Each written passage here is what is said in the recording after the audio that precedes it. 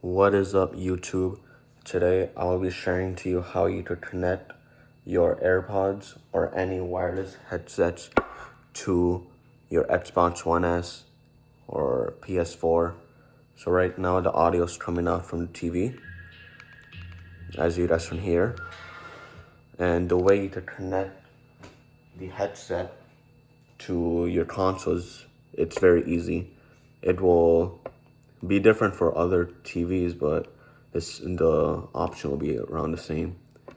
So go to your sound output, speaker list to Bluetooth, and you want to connect it. So for AirPods, you connect it with the button in the back.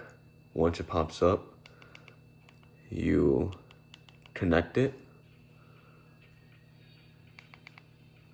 And then now the audio is changed to the AirPods.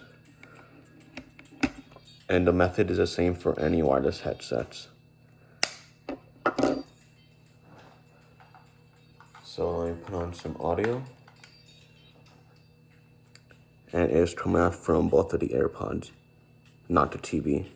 And if you guys can see, when I pull up the volume, it shows the name of the AirPods and not TV speaker. And then once you're done, you easily just put it back in your case or just power off your headsets.